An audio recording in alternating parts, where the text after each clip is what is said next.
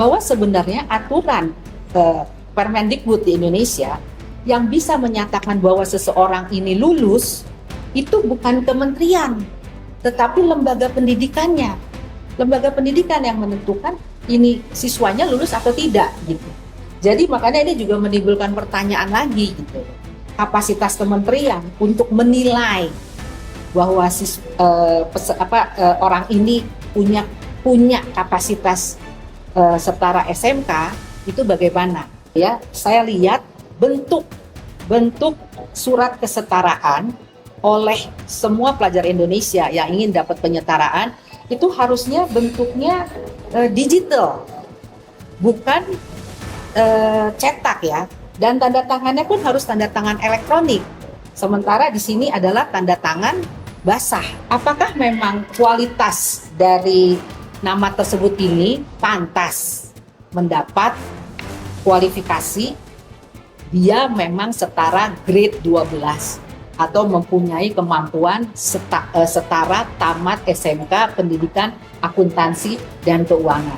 Saya Advokat Mercy Sihombing, dalam hal ini sebagai Kepala Lembaga Pendidikan Mersisme Indonesia yang berdiri sejak tahun 2010 dengan nomor pokok Sekolah Nasional P9947958. Kali ini saya hadir di PT UN, Pengadilan Tata Usaha Negara, untuk menyatakan pernyataan pers menegakkan azas legalitas dalam administrasi pendidikan. Gugatan yang kami lakukan bukan mengenai individu dan bukan persoalan politik. Gugatan ini murni menguji kewenangan pejabat administrasi negara dalam menerbitkan sebuah instrumen administratif di bidang pendidikan. Inti persoalan ini adalah azas legalitas dan kepastian hukum.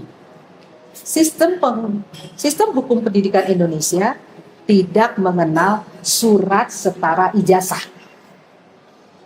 Pengakuan pendidikan menengah, SMA, SMK, bahkan paket C, hanya dapat lahir dari mekanisme yang diatur undang-undang, baik untuk pendidikan formal, SMA, SMK, MA, atau MAK, maupun kesetaraan paket C, yang adalah sekolah resmi sesuai Perundang-undangan Republik Indonesia.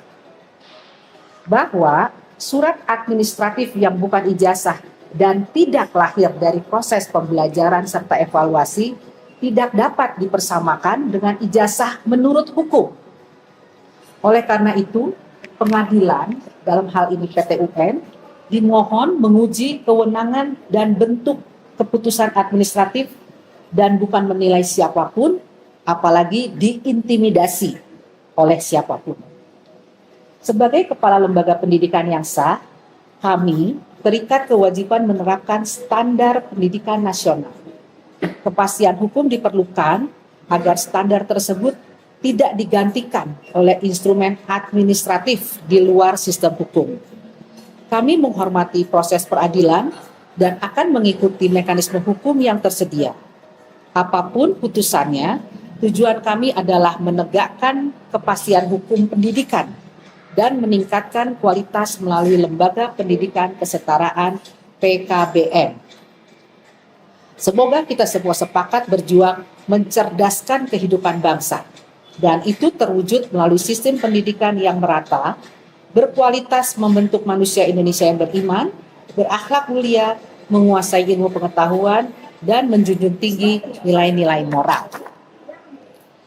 Jadi, hari ini, rekan-rekan media, saya hadir di sini sebagai penyelenggara pendidikan yang telah melayani lebih dari 15 tahun. Dengan lembaga yang terdaftar resmi, punya nomor pokok sekolah nasional, dan telah mengantarkan para peserta didik meraih ijazah yang diakui negara melalui prosedur yang ketat. Suatu hari, melintas di sosial media saya, ada satu surat keterangan. Dokumen itu bernomor 9149-D.D1 tahun 2019. Diterbitkan oleh Direktorat Jenderal Pendidikan Dasar dan Menengah, Kementerian Pendidikan dan Kebudayaan, tertanggal 6 Agustus 2019. berisi pernyataan bahwa Gibran Rakabuming Raka dinilai memiliki pengetahuan setara tamat SMK, peminatan akuntansi dan keuangan di Indonesia. Yang mengusik saya bukan nama orang yang disebutkan. Yang mengusik saya adalah pertanyaan. Bagaimana surat itu bisa diterbitkan? Melalui prosedur apa? Berdasarkan regulasi mana? Mengapa formatnya berbeda dari seluruh prosedur resmi yang saya ketahui selama lebih dari 15 tahun dalam sistem kesetaraan? Dan mengapa masih ada berkas persyaratan wajib yang kosong? Jadi seperti ini ya, ini data penyetaraan yang saya dapat dari hasil Komisi Informasi Pusat yang memutuskan bahwa Kemendikbud harus membuka data itu. Dan selama ini Kemendikbud telah menyatakan bahwa data ini adalah informasi yang dikecualikan. Namun sejak keputusan KIP, data ini harus dibuka. Karena itulah kita baru mengetahui ternyata dari data penyetaraan ini yang harusnya semua lengkap, ternyata masih ada kolom yang kosong, yakni surat keterangan dari KBRI tempat siswa itu belajar. Nah, kalau mau tahu lagi nanti silahkan di googling ya di ontologibangsaindonesia.blogspot.com. Saya sudah mencoba bertanya secara resmi ke Kementerian Pendidikan. Tidak dijawab. Maka saya memutuskan mencari jawaban melalui jalur yang paling sah yang tersedia di dalam negara hukum Republik Indonesia melalui Pengadilan Tata Usaha Negara. Terima kasih. Sedikit pertanyaan boleh? Ya. Itu agak ini misalnya upaya ke Komisi Informasi gitu. Jadi saya tanggal 11 Februari saya mendapat informasi mengenai surat keterangan yang ini ya, yang ditandatangan oleh Dirjen. Ini aja sudah membuat saya pertanyaan. Makanya saya tanggal 11 Februari menanyakan, ini pakai prosedur apa membuat surat ini, surat keterangan ini, yang banyaklah beredar di sosial media ya. Nah, karena tidak dijawab, saya menunggu. Ternyata pada saat Bonatua menggugat Kemendikbud pada tanggal 11 Maret, itu baru ketahuan bahwa informasi itu selama ini menurut Kemendikbud itu informasi yang dikecualikan. Ternyata setelah KIP memutuskan itu informasi yang terbuka, baru kita mendapatkan data-data yang valid. Jadi saya sudah melanjutkan dari hasil Komisi Informasi Pusat. Dari sekian warga negara ya, kita tadi kan tidak menyebut orang, tapi sebetulnya apakah ini yang pertama bagi warga Indonesia yang dia misalnya dia memperoleh pelajaran apapun di luar negeri, kemudian disetarakan misalnya ya unit SMP, SMA atau perguruan tinggi gitu. Apakah ada warga negara Indonesia lain? Kalau ini misalnya ini menjadi temuan terbaru, berarti kan ada spesialisasi hanya khusus kepada yang bersangkutan gitu. Jadi kita belum bisa mengatakan ini yang pertama atau tidak ya. Tapi setahu saya menggoogling gitu ya, saya lihat bentuk surat kesetaraan oleh semua pelajar Indonesia yang ingin dapat penyetaraan itu harusnya bentuknya digital, bukan cetak ya. Dan tanda tangannya pun harus tanda tangan elektronik. Sementara di sini adalah tanda tangan basah. Jadi nanti kita akan tanya ke Kemendikbud dalam sidang, apakah ini yang pertama atau ada yang lain. Gitu. Tapi setahu saya harusnya bentuknya seperti ini. Karena kebetulan anak saya juga lulusan dari luar negeri, dapatnya seperti ini. Dan satu lagi bunyinya adalah surat keputusan. Sementara di sini adalah surat keterangan. Gitu. Jadi kan itu dua administrasi yang berbeda ya. Nanti kita akan tanyakan. Anda yang kegugatan di sini itu dikabulkan lah ya oleh PT UN. Maksudnya ini ada kesalahan administrasi atau ini dianggap tidak sah. Itu dampak sosial politiknya apa? Dalam hal ini seperti pernyataan saya awal tadi, saya tidak menyinggung politik ya. Saya hanya menyinggung administrasi pendidikan karena saya juga berdiri di sini sebagai kepala lembaga pendidikan. Dampaknya yang satu hal adalah yang nomor satu bahwa surat yang tidak sesuai dengan aturan main itu memang harus dicabut. Yang kedua, asas keadilan bahwa orang berhak mendapatkan penyetaraan jika dia memenuhi apa yang diwajibkan dalam Undang-Undang Sistem Pendidikan Nasional. Contohnya yang paling gampang, kalau kita mau dapat ijazah SMK, kita harus belajar 3 tahun kan, dan setelah itu bahkan kalau SMK itu ada magang dan lain-lain gitu. Nah, jika ada warga Indonesia yang ternyata tidak menempuh 3 tahun dan tidak mempunyai kualifikasi yang jelas, itu mau nggak mau harus dipertanyakan. Jadi jika ditanya dampaknya, sosial ada. Kalau politik, nanti kita lihat apa yang akan terjadi. Karena setahu saya, surat ini dipakai untuk seseorang untuk mencalonkan diri kan, sebagai, kalau tidak salah, sebagai wali kota di Solo.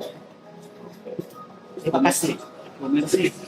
Kalau secara prosedur seseorang itu mendapatkan surat keterangan itu apa saja yang perlu ditempuh seseorang tersebut sehingga bisa mendapatkan surat keterangan dari Kemendikdasmen. Terus yang kedua itu Bu Mercy, kalau saya lihat di situ ada bukunya ya. Oh iya. Buku Gibran, Boneka Pinocchio Jokowi tanda tanya. Iya. Nah, apa saja isinya di dalam buku tersebut Bu Mercy? Oke. Pertanyaan pertama yang Mas nanyakan surat keterangan ya Mas ya, Iya. artinya yang ini kan. Iya. Nah, justru ini yang saya pertanyakan ke kementerian Kalau gitu. secara prosedur seharusnya seperti apa seorang bisa mendapatkan surat keterangan itu seharusnya? Iya, kalau sekali lagi Mas, kalau surat keterangan, setahu saya juga belum tahu gitu loh. Tapi yang ada adalah ini surat keputusan. Kalau surat keputusan itu ada websitenya. Dan setiap orang yang ingin mendapatkan surat keputusan penyetaraan, dia harus memenuhi persyaratan-persyaratan semua.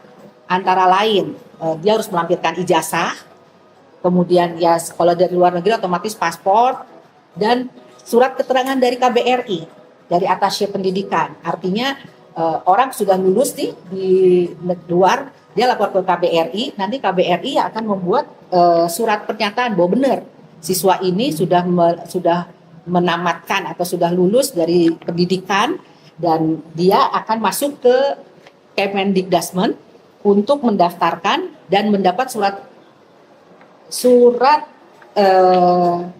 bukan surat keterangan ya Mas ya. Surat keputusan. Surat keputusan. Itu yang membedakan menurut saya. Gitu. Oh iya. Iya, nah mengingat ini adalah isunya tidak sedikit gitu ya, panjang. Sementara kesempatan kita untuk menanya di pengadilan kan tidak banyak ya, terbatas gitu ya. Jadi untuk lengkapnya saya membuat buku ini. Buku ini menceritakan bagaimana pengalaman saya dari awal. Kenapa kok bisa terjadi hal seperti ini dalam hal ini? Surat keterangan, terjadi pembuatan surat keterangan gitu. Padahal setahu saya harusnya surat keputusan. Dan terus terang saya kan sudah mengajukan keberatan administratif, artinya saya bertanya kepada Kemendikdasmen, kenapa kok ada surat keterangan gitu ya. Nah, karena tidak dijawab, akhirnya saya mencari regulasinya bagaimana, terus kok apakah sosok yang mendapat surat keterangan ini memang layak mendapat dalam tanda kutip ya jalan pintas untuk mendapatkan surat keterangan ini. Nah, untuk lebih lengkapnya saya membuat bukunya juga tidak terlalu banyak ya, sekitar 70 halaman yang menerangkan pertanyaan saya gitu loh. Kenapa ini bisa terjadi? Dan semoga buku ini bermanfaat karena buku ini saya tujukan untuk semua warga negara Indonesia yang menempuh pendidikan setara SMA, SMK itu harus 3 tahun. Sudah launching. Buku ini segera launching. Terima kasih. Bu Mercy satu lagi mungkin ya. Bu Mercy kan kepala lembaga pendidikan sejak 2010. Ya. Artinya sampai dengan tahun 2026 ini belum ada lulusan dari lembaga pendidikannya Bu Mercy itu yang mendapatkan surat penyetaraan itu ya. Surat keputusan berarti yang dari. Oh, kalau yang dari murid saya ini kebetulan kan di Indonesia. Kalau di Indonesia dapetnya ijazah, Mas. Oh. Bukan surat keterangan. Nah, surat keputusan itu ada murid saya yang ambil S1, S2 di luar negeri. Nah, dia balik ke Indonesia, dia minta ijazahnya disetarakan. Nah, itulah bentuknya surat keputusan penyetaraan yang dikeluarkan oleh Kemdiknas. Nah, yang paling penting lagi, Mas, sehubungan dengan pertanyaan tadi, bahwa sebenarnya aturan Permendikbud di Indonesia yang bisa menyatakan bahwa seseorang ini lulus, itu bukan kementerian, tetapi lembaga pendidikannya. Lembaga pendidikan yang menentukan ini siswanya lulus atau tidak gitu.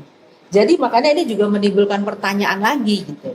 Kapasitas kementerian untuk menilai bahwa orang ini punya kapasitas setara SMK itu bagaimana? Jadi kita sama-sama mempertanyakan ke kementerian gitu, Mas. Baik, terima kasih. Mas, Bu. Yang sudah tuh kalau udah bicara kekuasaan, kalau udah masuk di PT UN dan belajar dari kasus sebelumnya, apakah pengadilan itu nanti di tengah jalan dia akan bilang kami nggak berwenang misalnya menyidangkan ini? Artinya kan udah diantisipasi lah, yang sampai kita udah di tengah jalan Ya, mereka seenaknya aja kan gitu. Nah, itu satu. Yang kedua, kebalikannya, apakah nanti misalnya dengan ya kalau bagi saya setiap warga negara punya hak untuk melakukan gugatan ya, tetapi kan bagi orang yang memang diarahkan untuk untuk tidak memenuhi rasa keadilan kan nanti akan berpikir bahwasanya ibu tidak punya legal standing misalnya. Nah, itu kira-kira apa jawaban ataupun kesiapan dari teman-teman ibu lah gitu. Ya, di dalam gugatan kami sudah berusaha maksimal untuk menyatakan bahwa gugatan ini sah. Artinya yang paling gampang lah. Kalau PT UN itu kan gugatan itu harus sebelum 90 hari sejak kami ketahui informasi ini. Nah, informasi mengenai data penyetaraan ijazah itu saya baru tahu dan mungkin seluruh Indonesia baru tahu itu pada saat Dr. Bonatua memposting di sosial medianya. Sebelum itu adalah informasi yang dikecualikan. Itu satu. Terus yang kedua, legal standing. Setahu saya seperti yang sudah-sudah, kita maju gugatan ini karena kita yakin kita punya legal standing yang sah di negara ini. Misalnya, kita punya akibat surat ini kita menderita kerugian, Mas. Dan itu nanti akan kita bicarakan secara detail di pokok perkara. Itu. Terus yang ketiga, pertanyaan yang agak menggelitik tadi, bahwa sekali lagi saya tidak bersentuhan dengan politik.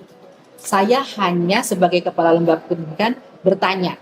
Sementara semua orang untuk mendapat kuat ijazah itu harus menempuh pendidikan selama 3 tahun dan mengikuti berbagai aturan.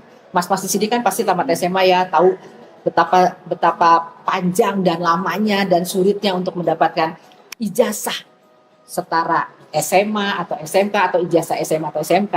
Nah, yang kita pertanyakan sama-sama adalah apakah memang kualitas dari nama tersebut ini pantas mendapat kualifikasi dia memang setara grade 12 atau mempunyai kemampuan setara tamat SMK pendidikan akuntansi dan keuangan.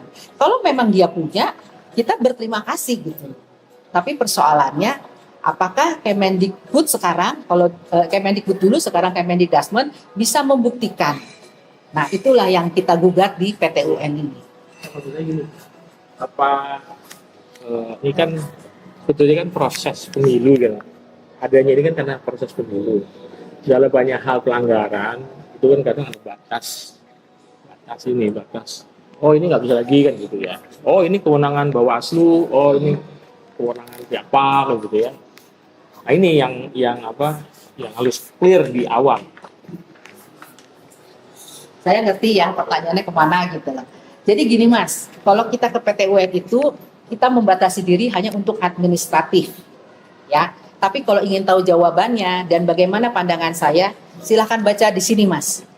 Di buku ini saya sampaikan quote unquote ya persepsi saya, pandangan saya, dan ini semua sesuai dengan hukum. Jadi justru di buku ini juga saya bertanya kepada nomor 1 Kemendikbud, nomor 2 KPU, nomor 3 Bawaslu, nomor 4 MK. Saya pertanyakan ini gitu. Karena kan ini berurut ya. Awalnya ini A, kemudian masuk ke lembaga kedua, lembaga ketiga, lembaga keempat. Nah, bagaimana mereka quote unquote sampai membiarkan, kalau saya bilang sih pembiaran ya, gitu loh. Nah, kalau ingin tahu lebih jelasnya silahkan baca di buku ini. Nanti ada itunya, ada apa namanya, ada info yang bisa dihubungin. Terima kasih.